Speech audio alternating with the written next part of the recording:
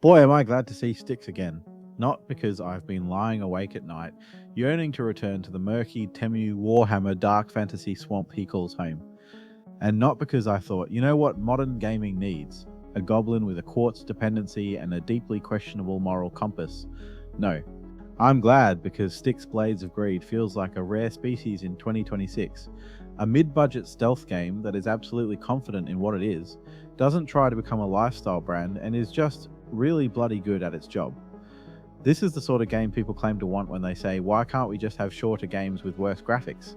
And yet, when one actually arrives, focused, systems driven, lean as a starved goblin, it tends to sneak under the radar, which is fitting, because sneaking is the point. Blades of Greed picks up minutes after Styx, Shards of Darkness, and immediately scales things up. There's a faint whiff of Mass Effect in the structure this time. Styx assembles a crew of outlaws aboard a floating ship of thieves, because apparently every franchise eventually gets to do the ragtag band in a flying base arc.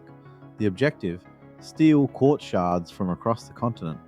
Quartz is the magical energy source powering the human empire and its inquisition, essentially wizard flavored secret police with a real enthusiasm for oppression. Disrupt the quartz supply, weaken the empire. Simple. But quartz isn't just a geopolitical MacGuffin, it's also Styx's personal vice. Absorbing it grants magical powers. Skill progression is baked directly into the narrative. Styx gets stronger because he's feeding an addiction. He is, in effect, a goblin junkie who levels up by relapsing. It's darkly funny, and mechanically, it's elegant. Your expanding arsenal of abilities, magical tricks, traversal upgrades, gadget improvements all stem from quartz. So the narrative motivation and the gameplay loop reinforce each other. The Empire is addicted to conquest. Styx is addicted to quartz. Everyone's making terrible life choices. The biggest shift in Blades of Greed is structural. This isn't a traditional linear stealth campaign. It leans hard into a Metroidvania framework across three large interconnected environments. First, the Wall, a colossal structure dividing the continent between races. Architecturally, it's like Hadrian's Wall got drunk, married Old London Bridge, and moved into a vertical megastructure that violates several building codes and possibly physics itself. It's dense, stacked, layered, a stealth playground disguised as civic engineering. Second, Turquoise Dawn, an alien jungle fused with an orcish tree city and a human outpost. It's vibrant, dangerous, and structurally distinct. You're just as likely to die from falling, wildlife, or environmental hazards as you are from guards. And third, Akanash, the ruined tower from Styx, Master of Shadows, now transformed into a magical apocalypse zone. Floating islands, warped geometry, roaming dark elves. Revisiting Akanash is one of the sequel's smartest moves.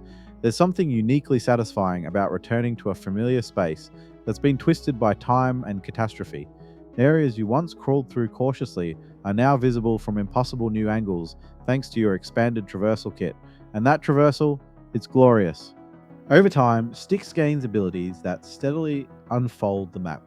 Grappling style ascents, gliding across massive chasms, short-range magical blinks, air currents that fling you halfway to the skybox like a morally dubious kite. Each new power doesn't just unlock doors, it recontextualizes entire zones. Spaces open up vertically and horizontally, revealing shortcuts and alternate routes you simply couldn't access before. This is where the Metroidvania design really clicks. Revisiting areas never feels like padding, because your perspective and your capability has changed. You're not backtracking, you're reinterpreting, and it's paced beautifully. There are 5 main acts, separated by tighter, linear set-piece missions that tutorialize your newest ability. These moments keep the experience fresh and prevent the open zones from feeling overwhelming. Importantly, this is not a bloated open-world pivot. It resists that temptation. There's no icon carpet bombing, no endless checklist fatigue. You collect a set number of quartz shards to advance each act. But this isn't busy work. It's tightly curated, flexible objective design. This is not icon janitoring. This is targeted thievery. Blades of Greed is a proper stealth game. Combat is not your fallback, it is your failure state. If you get swarmed, you're dead, and you deserve it. Every encounter can be solved using the fundamentals: hiding, observing, patrol routes, patience, timing. Even when stripped of quartz fuel powers, the core stealth loop holds. This is what separates it from the modern action RPG drift of franchises like Assassin's Creed Valhalla, where stealth is technically present, but entirely optional. Here, stealth is mandatory.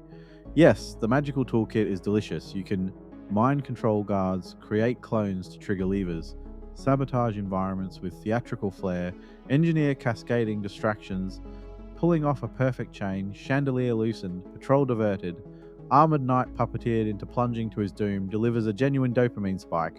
But here's the crucial bit: resources are scarce. There are plenty of moments where you simply don't have the amber or quartz to deploy your bag of tricks, and those moments are electric. No magic, no gadgets, just shadows, timing, and discipline. Every puzzle can be solved with the tools you had before you unlocked a single upgrade. That systemic integrity is what makes this a true stealth game rather than stealth-flavored spectacle. It rewards restraint, it punishes impatience, it respects the genre.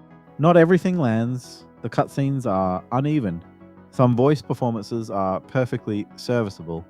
Others sound like the actor was handed the script 5 minutes prior and told, just read it, with feeling, or don't.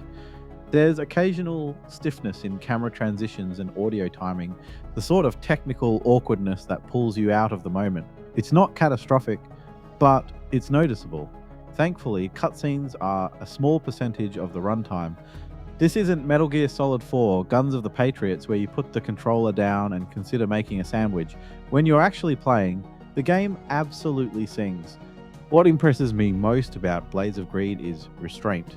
Earlier, Styx games leaned too heavily on reusing environments in ways that felt stifling. Here, revisiting locations feels rewarding because your toolset transforms them. The game doesn't inflate itself unnecessarily. It doesn't chase live service hooks. It doesn't pad itself into exhaustion. It's lean. It's deliberate. It knows exactly what it wants to be, and it achieves it. In a market dominated by sprawling open-world behemoths and cinematic spectacle, there's something almost rebellious about a stealth game that says, no, we're doing this properly. Styx, Blades of Greed is the best entry in the series by a wide margin. More than that, it's the best stealth game in years, not because it reinvents the genre, but because it commits to it wholeheartedly. It loses points for inconsistent voice acting, occasionally clunky cutscenes, minor technical irritations, but it earns them back for exceptional stealth design, smart, disciplined Metroidvania progression, thrilling traversal, genuine resource tension, and a focused structure that respects your time. Styx, you grotty little goblin, I didn't realize how much I needed you back. Styx, Blades of Greed gets a very solid 8 out of 10. If you've been craving a stealth game that actually cares about stealth, this is the one. Let me know in the comments, what's the last stealth game that truly made you sweat? And are you picking up Blades of Greed, or has Styx remained successfully hidden from your backlog? If you enjoyed this review, hit like, subscribe for more gaming reviews, especially the mid-budget gems that don't come with a billion-dollar marketing campaign. Thanks for watching. Now go steal something, preferably quartz.